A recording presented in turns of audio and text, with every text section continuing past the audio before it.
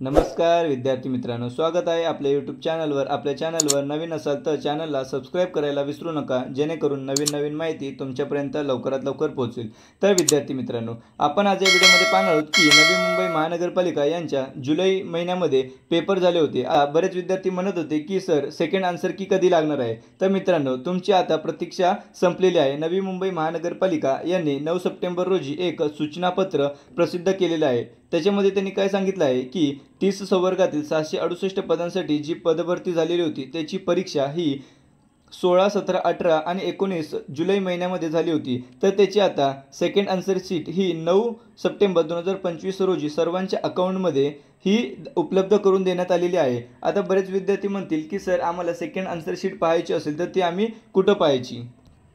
तर बघा विद्यार्थी मित्रांनो, हे आपलं टेलिग्राम चॅनल आहे स्पर्धा परीक्षा अपडेट विथ शुभम आणि मी अधिकारी असा लोगो आहे। आपल्या या टेलिग्राम चॅनलची लिंक यूट्यूबच्या डिस्क्रिप्शन बॉक्समध्ये सुद्धा दिलेली आहे। आपल्या या टेलिग्राम चॅनलला जॉईन करायला विसरू नका, कारण की स्पर्धा परीक्षा उपयुक्त असणारे सर्व मटेरियल तसेच नवीन भरतीबाबत सर्व माहिती तुम्हाला येथेच मिळणार आहे।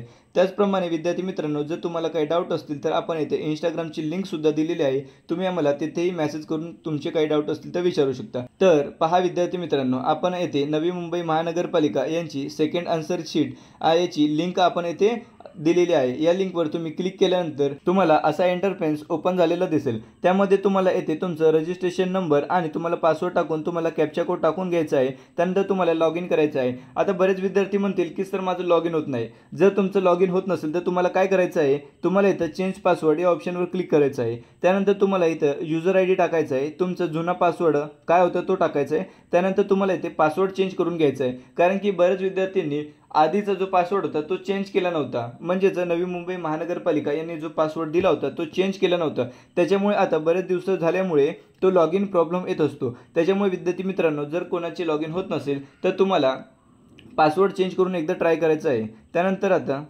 तुम्हाला असं विद्यार्थी मित्रांनो लॉग इन करून घ्यायचं आहे। लॉग इन केल्यानंतर अप्लाय फॉर द पोस्ट या ऑप्शनवर क्लिक करायचं आहे। अप्लाय फॉर द पोस्ट या ऑप्शनवर क्लिक केल्यानंतर तुम्हाला इथे बघा खालती आय ऑप्शन दिसेल, या ऑप्शनवर तुम्हाला क्लिक करायचं आहे। येथे तुम्ही क्लिक केल्यानंतर विद्यार्थी मित्रांनो तुम्हाला इथे 3 ऑप्शन दिसतील, ॲप्लिकेशन डिटेल, पेमेंट स्लिप आणि कॅन्डिडेट रिस्पॉन्ड। या ऑप्शनवर क्लिक केल्यानंतर विद्यार्थी मित्रांनो तुम्हाला इथे click here to generate it या ऑप्शनवर क्लिक करायचं आहे। या ऑप्शनवर क्लिक केल्यानंतर विद्यार्थी मित्रांनो तुम्हाला सेकंड आन्सर शीट तुम्हाला इथं पाहाव्यास मिळणार आहे। त्यानुसार बरेच विद्यार्थी म्हणतील की सर आता याच्यामध्ये काय कट ऑफ किती लागेल, कॅन्सल झालेले प्रश्न असतील तर त्यांचे मार्क मिळतील का। तर बघा विद्यार्थी मित्रांनो, नवी मुंबई महानगरपालिका यांनी ज्या काही प्रश्नांवर आक्षेप घेण्यात आला होता आणि जे काही प्रश्न कॅन्सल झालेले आहेत त्यांचे त्यांनी मार्क दिलेले नाहीत। आता माझ्या याच्यामध्ये सुद्धा एक प्रश्न कॅन्सल झालेला होता। तर पहा मित्रांनो, हा माझा प्रश्न आहे तो कॅन्सल झालेला होता। तर त्यांनी इथं काय सांगितलं आहे, note for this question discrepancy is found this question answer, so this question is ignore for all candidate. म्हणजे जे विद्यार्थी मित्रांनो जे काही प्रश्न रद्द झालेले असतील त्यांचे मार्क हे कोणालाच मिळणार नाही आहेत। त्याचप्रमाणे बरेच विद्यार्थी म्हणतील की सर मला एवढे मार्क मिळालेले आहेत, माझं सिलेक्शन होईल का, मला एवढे मार्क मिळाले आहेत, माझं सिलेक्शन होईल का। त्यासाठी विद्यार्थी मित्रांनो तुम्हाला काय करायचं आहे, तुम्ही कोणत्या पोस्टसाठी अप्लाय केलं होतं, त्याचप्रमाणे तुमची कास्ट कोणती आहे आणि तुम्हाला किती मार्क मिळालेले आहेत हे तुम्हाला कमेंट बॉक्समध्ये कमेंट करून सांगायचं आहे।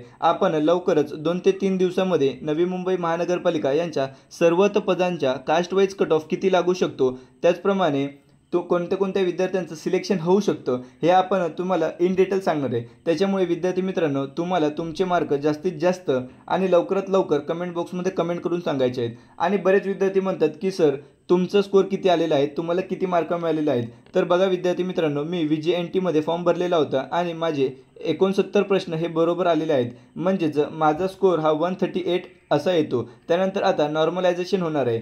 तर आता नॉर्मलायझेशनमध्ये कोणाचे किती मार्क वाढतात याच्यावर डिपेंड आहेत की सिलेक्शन होणार की नाही।